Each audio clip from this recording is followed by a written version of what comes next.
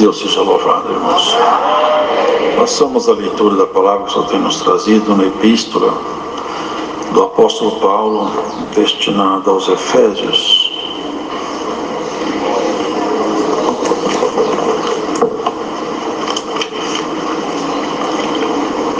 No capítulo 1 dessa carta.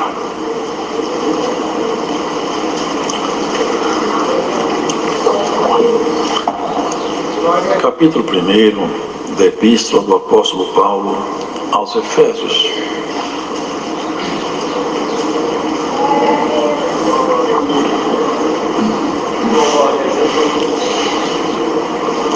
Paulo, apóstolo de Jesus Cristo, pela vontade de Deus, aos santos que estão em Éfeso e fiéis em Cristo Jesus. A vós graça e paz da parte de Deus nosso Pai e da do Senhor Jesus Cristo. Bendito seja o Deus e Pai de nosso Senhor Jesus Cristo, o qual nos abençoou com todas as bênçãos espirituais nos lugares celestiais em Cristo, como também nos elegeu nele antes da fundação do mundo, para que fôssemos santos e irrepreensíveis diante dele em caridade. E nos predestinou para filhos de adoção por Jesus Cristo, para si mesmo, segundo o beneplácito da sua vontade, para louvor e glória da sua graça, pela qual nos fez agradáveis a si no amado, em quem temos a redenção pelo seu sangue, a remissão das ofensas, segundo as riquezas da sua graça, que ele fez abundar para conosco em toda sabedoria e prudência, descobrindo-nos o mistério da sua vontade, segundo o seu beneplácito, que propusera em si mesmo, de tornar a congregar em Cristo todas as coisas, na dispensação da plenitude dos tempos, tanto as que estão nos céus, como as que estão na terra.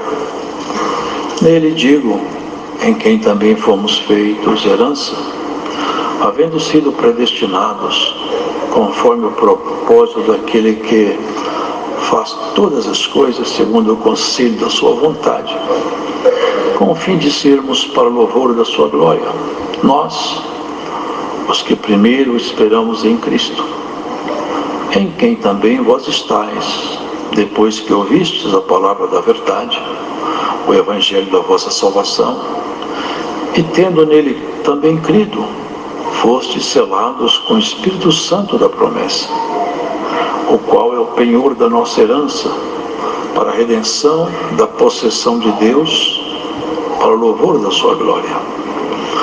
Pelo que, ouvindo eu também a fé que entre vós há no Senhor Jesus, e a vossa caridade para com todos os santos, não cesso de dar graças a Deus por vós, lembrando-me de vós nas minhas orações, para que o Deus de nosso Senhor Jesus Cristo, o Pai da glória, vos dê em seu conhecimento o espírito de sabedoria e de revelação, tendo iluminados os olhos do vosso entendimento, para que saibais qual seja a esperança da sua vocação e quais as riquezas da glória da sua herança nos santos, e qual a sobreexcelente grandeza do seu poder sobre nós, os que cremos, segundo a operação da força do seu poder, que manifestou em Cristo, ressuscitando dos mortos e pondo à sua direita nos céus, acima de todo principado e poder e potestade e domínio, e de todo nome que se nomeia, não só neste século, mas também no vindouro, que sujeitou todas as coisas a seus pés, e sobre todas as coisas constituiu como cabeça da igreja, que é o seu corpo, a plenitude daquele que cumpre tudo em todos. Amém.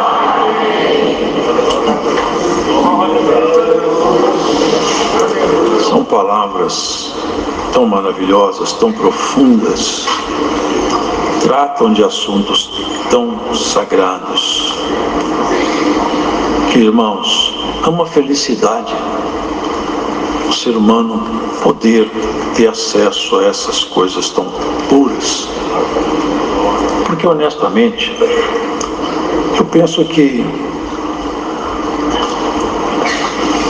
o ser humano, pela sua capacidade intelectual, cognitiva, ele pode pensar, incluir. Deve ser tão triste uma pessoa viver uma vida inteira e acreditar que tudo termina na morte. Deve ser lamentável viver assim. Uma pessoa não acreditar que esse Deus tão sábio, tão poderoso, tenha feito um projeto tão irrisório para tudo terminar em nada, para tudo acabar com o lamento de quem fica e com a morte de quem vai. É uma visão tacanha, limitada e limitante. É triste quem não consegue enxergar isso, mas isso só se pode enxergar também com o olho da fé. Não é uma conquista que alguém possa fazer de si mesmo, mas uma dádiva que recebe-se, vinda de Deus por intermédio de Jesus. Porque bem-aventurados são aqueles que já entenderam o real significado da sua própria existência. Por que eles estão aqui e, sobretudo, para onde eles vão. Que sabem o caminho e a forma que devem agir para que não saiam do caminho. Porque a questão é essa, irmãos. Paulo, ele conhecia muito bem as regras dessa grande guerra. Muitos não conhecem. E o nosso inimigo, ele é mestre na arte do engano. Ele faz as pessoas acreditar em certas regras que não foi Deus quem fez, foi o próprio inimigo. Ele é carregado de tolo. Ele faz a pessoa acreditar em leis que não existem. Ele argumenta de tal maneira que, se a pessoa não estiver atento, ele chega a acreditar que Deus é um grande injusto. Ele é assim. Por isso que nós temos que conhecer a palavra de Deus, porque ela dissipa essa névoa de nossos olhos. Paulo mesmo estava com os olhos encobertos de névoa, até que elas foram dissipadas pela presença de Jesus Cristo. Aqui ele começa essa carta fazendo a seguinte colocação: ele era apóstolo pela vontade de Jesus Cristo. Não foi escolha dele, foi escolha do Senhor. A missão que ele recebeu foi o Senhor quem deu. E ele entregava a todos a saudação, desejando-lhes graça e paz. Isso aqui só Deus pode conceder, graça e paz. E ele falava: bendito Deus e Pai de nosso Senhor Jesus Cristo, o qual nos abençoou com todas as bênçãos espirituais nos lugares celestiais em Cristo. Aqui, o lugar celestial de Cristo não são esses bancos, é o nosso coração. Lá em cima é o ambiente definitivo, tanto aqui quanto lá. Os espaços celestiais em Cristo, eles estão purificados pela presença do Espírito Santo. Se ele purificar o seu coração, se seu coração é purificado pela presença do Espírito Santo, então você já compreende isso. Você já olha para o futuro, não como quem vive uma vida natural, mas você sabe para onde você vai. Você sabe qual é o final dessa trajetória. A coisa vai terminar bem, irmãos. Vai terminar muito bem. É uma coisa maravilhosa, porque se não fosse assim, irmãos, tudo perderia o nexo, ficaria tudo sem sentido. E essas bênçãos celestiais nós recebemos agora porque existe uma bênção maior do que você, homem e mulher, ter dentro de você o Espírito de Deus morar dentro de você. É você e Deus andarem juntos. E tanto mais você se santifica, mais você percebe essa proximidade dele. Porque, irmãos, aqui tem uns pontos interessantes que a gente precisa meditar nele. Porque também aqui tem uma coisa que, quando mal compreendida, causa grande confusão. Como também nos elegeu nele antes da fundação do mundo, para que fôssemos santos e irrepreensíveis diante dele em caridade, e nos predestinou para filhos de adoção por Jesus Cristo para si mesmo, segundo o beneplácito de sua vontade. Quer dizer que é uma eleição. É inegável, a Bíblia, ela grita a eleição no seu texto. Não só a eleição, ela grita também a predestinação. Ainda hoje pela manhã conversamos um pouco sobre isso. É que é textual, é contextual. Há uma eleição. Deus elegeu. E a eleição dele não pode ser contrariada. Como que funciona isso, irmãos? Deus elegeu a sua igreja e a predestinou ao reino pela adoção em Jesus, pela graça, por intermédio da fé. A igreja do Senhor vai entrar no céu. Ninguém pode impedir isso. Não há força antagônica que possa impedir da igreja ir para o céu. Não há ninguém que possa impedir isso. A igreja está indo para o céu e ela vai para o céu. E como que ela está indo? Todos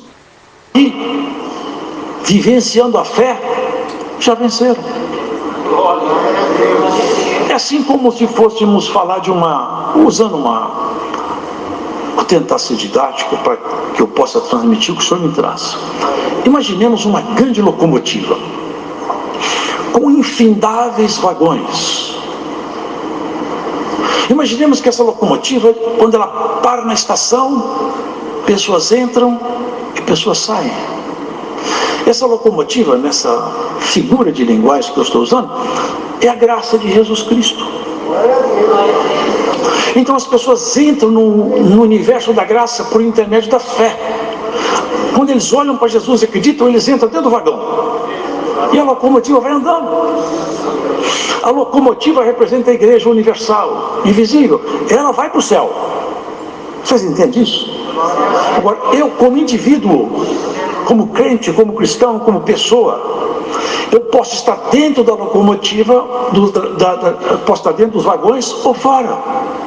Se eu sair do vagão, a igreja continua indo, mas eu não vou mais. Sabe por quê? Que a salvação nossa, esse é um problema quando nós entendemos errado, porque faz o povo ficar amornado na fé. Eu não tenho participação na minha salvação de forma direta. Claro que não, porque está bem claro aqui mesmo em Efésios. Nós somos salvos pela graça, mediante a fé.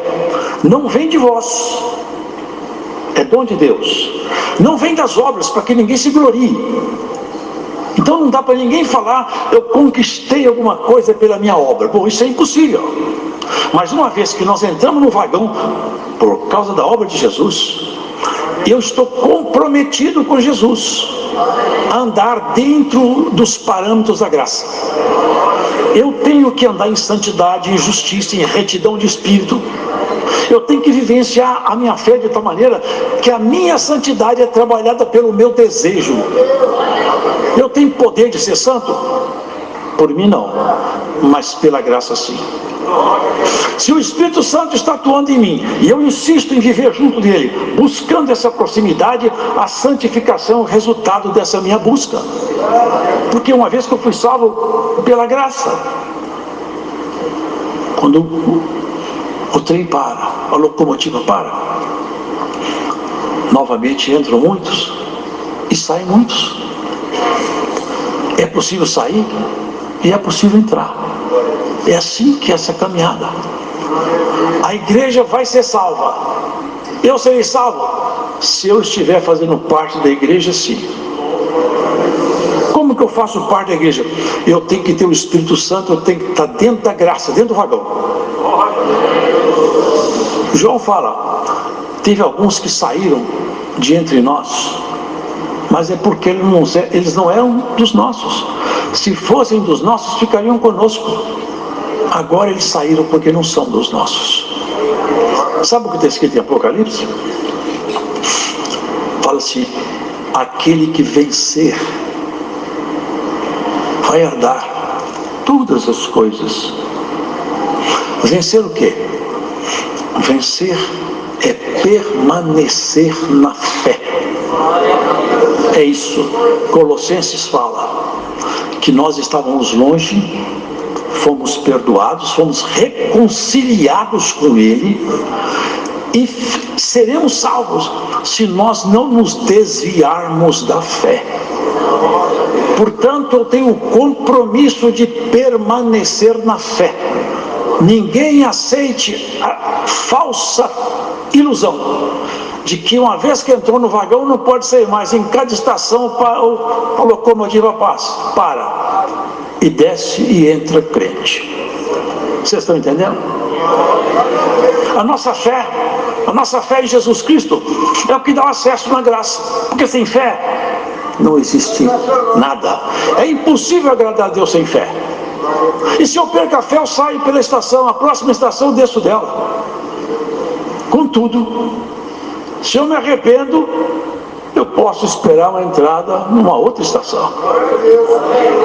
Antes de acabar o meu prazo, eu ainda posso entrar e sair. Enquanto se pode entrar, bem-aventurado é quem entra. E quem saiu, bem-aventurado é quem volta. Aqui, a locomotiva está andando. Já ela não para mais estação. Já não vai ter mais entrada, os portões vão se fechar. Cadê a locomotiva? Fechou as portas. Não para mais na estação. Por quê? Porque Deus marcou um prazo para essa locomotiva parar nas estações. Hoje a locomotiva parou na pregação dessa palavra. Você que está ouvindo essa pregação, perto ou longe, você não quer entrar nos vagões, não? É de graça, não custa nada. Pela fé você tem entrada nessa graça maravilhosa. E por essa entrada na graça você vai caminhar. Porque olha, quem está lá na frente, sabe quem está lá no comando? É Jesus Cristo, Senhor. Ele vai nos levar certinho para o alvo desejado. A Arca de Noé, irmão, vocês já leram? Eu já tive o cuidado de ver. Ela ficou 365 dias. 365 dias sem nele, sem plantar, sem colher. Não faltou comida, os animais não brigaram e ela não bateu nenhum rochedo. Porque alguém estava no comando. 360 dias não entrou ninguém, morreram todos que estavam lá de fora. A porta fechou. Agora é tempo de nós não sairmos mais. Se você está pensando em sair na próxima estação, ouve essa palavra. Fica dentro do vagão quietinho, e já o Senhor ministra uma bênção para te aquietar o coração. É isso que eu estava dizendo aqui, irmãos. Nos elegeu nele para que fôssemos santos e irrepreensíveis diante dele em caridade. Vocês acham que Deus pega uma pessoa e aperta ela até ela ficar santa na marra? Onde é o Espírito de Deus? A liberdade. Sabe o que é o chamado? Sede santos, porque eu sou santo. Sede. Busque você ser santo. Busque você melhorar suas obras. Busque você trabalhar melhor, falar mais baixo, falar mais manso, ser mais amigo. Busque você fazer negócios mais honestos. Busque honrar mais a sua mulher, seu esposo, seus filhos, seus netos, seu vizinho, seu empregado, seu patrão. Busque você. Não é Deus que vai buscar por você, não é você que vai buscar para agradar a Deus. Eu fui salvo, fui perdoado, a minha conta foi quitada. Mas olha, não basta. se eu sair do vagão, fico na estação e a locomotiva vai embora. É isso, irmão. Essa presunção de que nós vamos entrar de qualquer jeito no céu, empurrado pela força de Deus. Irmão, vocês já imaginaram um Deus que escolheu um grupo de pessoas e falou: vocês vão para o céu, querendo ou não, eu quero vocês no céu, e vocês aqui, eu não quero vocês no céu, vou pôr vocês no inferno, querendo ou não, para o inferno vocês vão. Vocês já imaginaram um Deus assim? Não é o Deus que eu vejo na Escritura, não é o Deus que eu criei nele. O Deus que eu criei nele, ele gritou em pulmão cheio: vinde a mim todos cansados e aflitos, que eu vou aliviar vocês. Que na cruz, rasgado de chicote, machucado, ele falou: Pai, perdoai-os. Glórias a Jesus Cristo. Hoje alguém vai entrar no vagão da graça por essa pregação. Glória a Jesus. Hoje o Senhor te chama, entra, vem para o caminho da fé, porque no mundo você não encontra resposta